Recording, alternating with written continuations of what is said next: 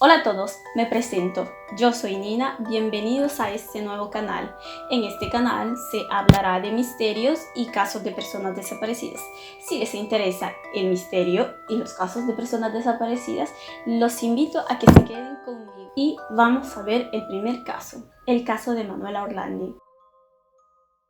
Emanuela Orlandi, nacida el 14 de enero del 1968.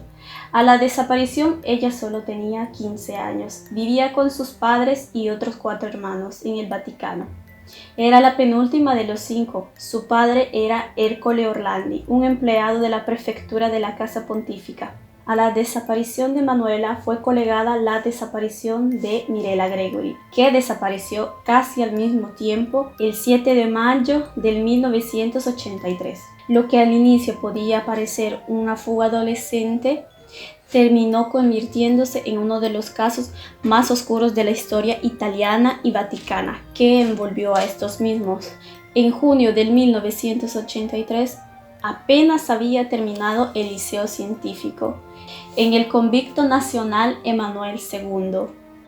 Emanuela, dotada de un considerable talento musical, frecuentaba desde hace años la escuela de música que se encontraba en la Plaza Sant'Apollinare en Roma, cerca del Palacio Madama, donde seguía lecciones de piano, solfeo, flauta transversal y canto coral. El día de la desaparición, Emanuela se fue como de costumbre a tomar sus clases de música, alrededor de las 4 de la tarde, para salir a las 6:45 p.m. Salió un cuarto o 10 minutos antes y desde una cabina telefónica llamó a casa. Habló con su hermana mayor y le dijo que haría un poco tarde. En primer lugar, porque el bus que la llevaba a casa iba atrasado. En segundo lugar, porque un hombre la detuvo. Emanuela le comentó a la hermana que este hombre la detuvo para ofrecerle un trabajo como promotora de productos cosméticos durante un desfile de moda que sería pagado con 370.000 liras. A este tiempo sería equivalente a 500 euros para un trabajo por horas. La hermana le aconsejó que no hiciera caso a una propuesta como esa y le sugirió que regresara a casa rápidamente para discutir la oferta de trabajo con la madre, porque evidentemente para ella era algo que no se podía, que ella ya se lo sentía, ella ya sabía que un trabajo así es imposible que te lo den. Este fue el último contacto que Emanuela tuvo con su familia. Investigaron rápidamente que la empresa de cosméticos no tenía nada que ver con la propuesta hecha al adolescente, que entre otras cosas esta empresa solo empleaba a personal femenino. Después de la llamada, Emanuela alcanzó a sus compañeras de curso, María Grazia y Rafaela, que estaban esperando el autobús que iba a Renacimiento. Cuando Emanuela se encontró con sus amigas, les comentó la propuesta de trabajo que le había hecho este misterioso hombre. Y las amigas, al saber en qué consistía la propuesta, le dijeron que tuviera cuidado porque era una propuesta muy extraña. Ganar mucho dinero y trabajar poco. No coincidía algo ahí. Emanuela les respondió que antes de aceptar la propuesta de trabajo les pediría el permiso a los padres para evitar una sorpresa no deseada. Cerca de las 7:30 de la noche, las adolescentes se subieron en autobuses distintos, primero María y después Rafaela. Rafaela dijo que Emanuela no se subió en el mismo autobús porque el bus iba demasiado lleno y dijo que esperaría el autobús siguiente. Según otra versión, después de la llamada, Emanuela confió en Rafaela y le confesó que se quedaría a esperar al hombre que le había hecho la oferta, para decirle que antes de aceptar el trabajo habría pedido permiso a sus padres, y dijo que vio desde la ventana del autobús que Emanuela hablaba con una mujer de cabello rizado que nunca fue identificada, aunque sí algunas personas dijeron que se trataba de otra compañera de las clases de música. No regresando a casa, Ercole Orlandi, el padre de Emanuela, inició las búsquedas junto con uno de sus hijos en el palacio donde recibía las lecciones y en sus alrededores. Contactó al decano del instituto y este le proporcionó los números telefónicos de sus compañeras y le sugirió que antes de alertar a la policía la buscara bien. Como era de esperarse, el papá de Manuela no se abstuvo ni un momento y fue rápidamente a denunciar la desaparición al comisariado de Trevi en Plaza Colegio Romano. Pero el personal de policía los invitó a que esperaran a poner la denuncia, porque según ellos, Emanuela se había detenido con sus amigos a tomar un café y que se le había olvidado llamar a casa. Como en todos los casos de negligencia, esto sucede, al menos en los que yo he visto. Aunque si Emanuela era menor de edad, la denuncia fue formalizada a la mañana siguiente, el 23 de junio. El día sucesivo, el 24 de junio, los periódicos El Mensajero y El Tiempo publicaron la noticia de la desaparición de Manuela, junto con los números de teléfono de los familiares de ella y la solicitud de ayuda de la familia. El 25 de junio, los Orlandi recibieron una serie de llamadas no confiables, pero la que sobresalió de todas ellas fue la de un joven que decía llamarse Pierluigi. Decía tener 16 años. Les contó que él junto a su novia habían encontrado en Campo dei Fiori dos chicas. Una de ellas vendía productos cosméticos. Llevaba con ella una flauta y decía que se llamaba Bárbara. Pierluigi le dijo a la familia de Manuela que él le había pedido a Bárbara sonar la flauta. Y ella se negó rotundamente, poniendo de excusa que para hacerlo tenía que ponerse los lentes, ya que a ella no le gustaba ponérselos porque le parecían feos y que ella prefería un modelo Ray-Ban, como el que llevaba la presunta novia de Pierluigi. 3 horas después volvió a llamar a casa Orlandi, agregando que la joven llevaba unos lentes a forma de gota para corregir el astigmatismo. Y negando cualquier tipo de encuentro con la familia o de hacer hablar a la joven, estas llamadas iniciaron a parecer confiables porque efectivamente Emanuela usaba lentes que no le gustaban y tocaba la flauta. El 26 de junio llegó otra llamada a casa Orlandi, que era el mismo Pierluigi, agregando más información personal, diciendo que ese día se encontraba en un restaurante al mar almorzando con sus padres. La familia le pidió la ayuda a este tal Pierluigi. Él se negó rotundamente y no quiso dar ni información de Manuela ni información de contacto de él.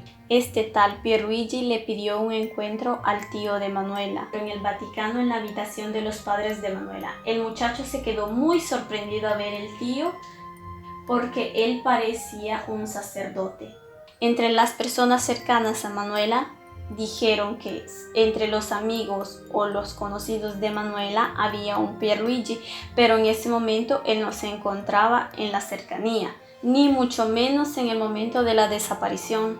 El 28 de junio llamó un tal Mario que dijo que era dueño de un bar en el centro de Roma, cerca de la Plaza del Orologio y cerca del puente Vittorio, lugar que Manuela recogía para ir a sus clases.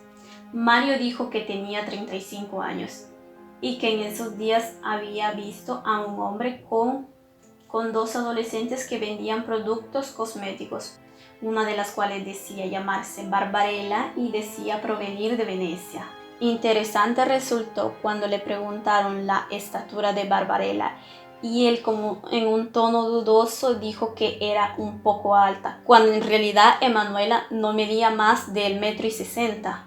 Llamó una segunda vez a casa Orlandi y dijo que Bárbara le había confesado que ella había escapado de casa porque estaba cansado de la rutina, de todas las cosas que hacía. La familia desde ese momento perdió la confianza en las llamadas de Pierluigi y de Mario porque no se capacitaban, no creían que Emanuela sería capaz de escapar de casa por estas razones. Unos días después de la desaparición, el hermano de ella y unos amigos empezaron unas búsquedas porque algunas personas habían visto a una adolescente muy parecida a ella. Un agente de la policía y un vigilante urbano declararon que habían visto a Emanuela en compañía de un hombre. El vigilante vino interrogado de las fuerzas del orden, declarando que la joven era en compañía de un hombre alto 1,75 m, vestido elegantemente, que manejaba una BMW Touring verde. Un colaborador de SAISD, por sus siglas en italiano, Servicio para las Informaciones y la Seguridad Democrática. Giulio Gangi, amigo de los primos de Manuela, localizó rápidamente el BMW verde del hombre que había hablado con Emanuela y en particular descubrió que fue reparada sin documentación y que fue llevado a un mecánico del barrio de Vescovio. El mecánico declaró que quien le había llevado el BMW fue una mujer. El daño del automóvil había sido el vidrio trasero que se había roto, pero de una manera muy extraña. No como normalmente sucede en caso de robo o accidente, que se rompe desde el exterior hacia el interior. En vez, la ruptura había sido desde adentro hacia afuera. Eso es lo que en general lo hacía parecer muy extraño, porque es como si alguien estuviera tratándose de escapar o algo por el estilo. No sé, digo yo. Giulio Gangi al tiempo estaba indagando sobre un circuito de prostitución, probablemente relacionado con asuntos de estricta competencia del Instituto de Afiliación. Gangi velozmente encontró a la mujer en cuestión, que descubrió y contactó dándole una cita en un residence de la Balduina. La mujer no quiso colaborar. Gangi, a su regreso, descubrió que sus superiores habían sido informados del hecho de que él había ido a hablar con esta mujer. No obstante, él haya usado una identificación falsa y las placas del carro un poco distintas. Probablemente porque los superiores no querían que Gangi se involucrara en este caso, porque él ya estaba investigando ese tal circuito de prostitución, y que probablemente esto podría afectar a las investigaciones de un caso con el otro. Gangi investigó a la casa de moda de las hermanas Fontana. Cuando llegó ahí, le dijeron que muchas más adolescentes de la edad de Manuela se habían presentado a la casa de moda con la ilusión de poder participar a los eventos como promotoras de productos cosméticos, pero la posibilidad fue decisamente excluida de parte de la directora.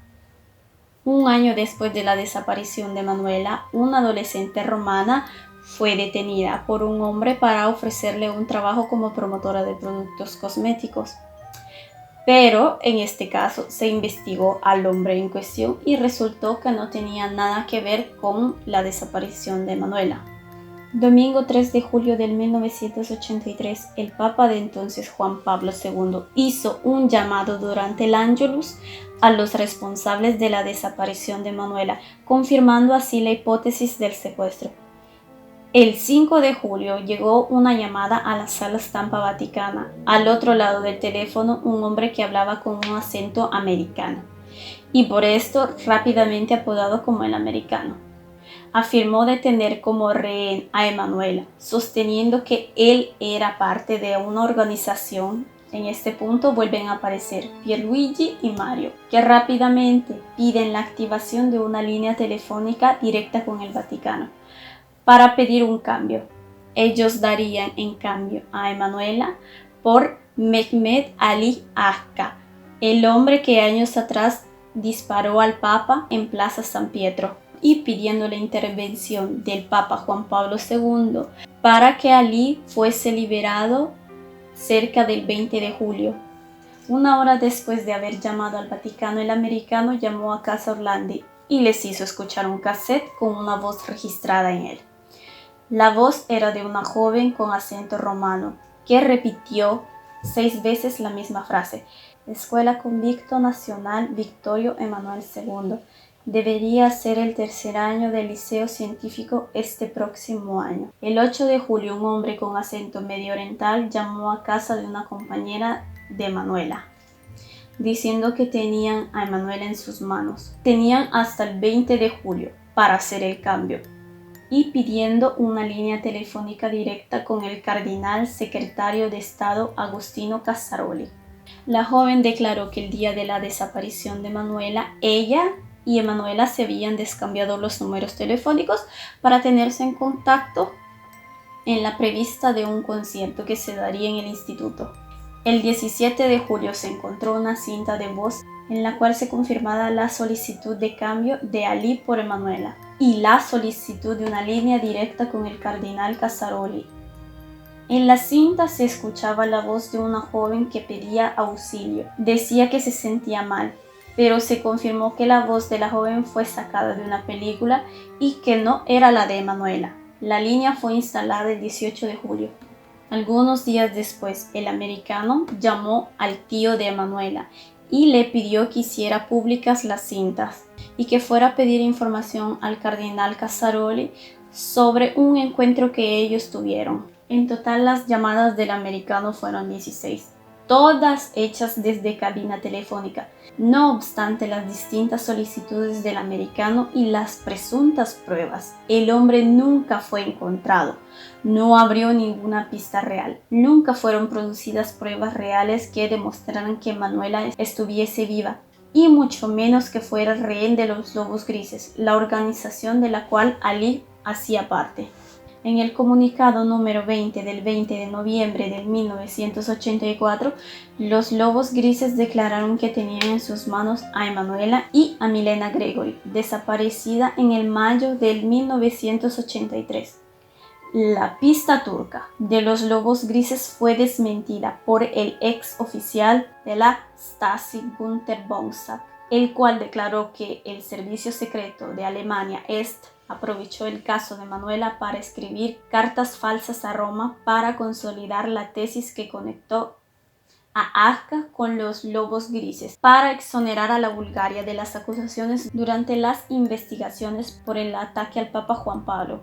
La supuesta relación de los Lobos Grises con el secuestro de Emanuela fue negada por un ex miembro arrepentido de la banda de la Maliana, Antonio Mancini. Se decía que la joven era cosa de nosotros, que uno de nosotros se la había llevado. En febrero del 2010, Pietro Orlandi, hermano de Manuela, tuvo un encuentro con Ali, el cual le confirmó la hipótesis del secuestro de parte del Vaticano, ya mencionada en la llamada del 5 de julio de 1983. Mencionó el nombre del cardenal Giovanni Battista Re, diciendo que él era una persona informada sobre los hechos, y lo tranquilizó sobre el hecho de que Manuela está viva y regresará muy pronto a casa. Según el ex Lobo Gris, la joven vive en una mega casa en Francia o Suiza y que regresará a casa. Un año después del encuentro, se publicó en el programa ¿Quién lo ha visto?, el caso de Manuela, que censuró el nombre del cardenal, y que Pietro Orlandi dijo que se había encontrado con Giovanni Battista y que éste le negó que ellos tenían algo que ver con el secuestro de Manuela. También desmintió las palabras del ex terrorista.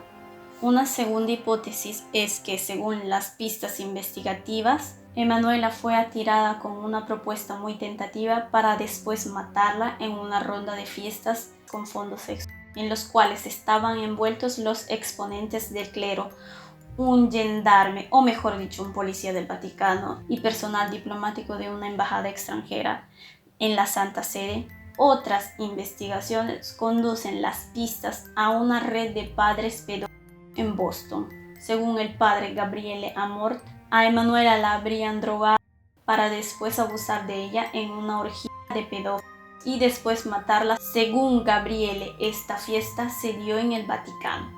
Esta fue la hipótesis en una entrevista que dio el 22 de mayo del 2012. También fue publicada en su libro El último exorcista. Bien, llegando a estas dos hipótesis que son las más mencionadas, que Manuela fue asesinada por el Vaticano, que Manuela fue secuestrada por los terroristas, digamos que para mí tiene algo que ver las dos, o que ya sea que uno lo haya secuestrado para llevárselo a otro, o que directamente fue secuestrada en el Vaticano. No sé, me darán ustedes sus opiniones. Para mí que tiene que ver una gran parte de relación con el Vaticano. O sea, hay muchas cosas misteriosas dentro del Vaticano y es probable que los terroristas solo la hayan usado para aprovecharse, porque no le vería el sentido. O no sé, me dirán ustedes sus opiniones. Si les gustó este video y les gustaría ver más videos como este, o tops, o cosas de misterio, o más casos resueltos y casos así, nos vemos a la próxima.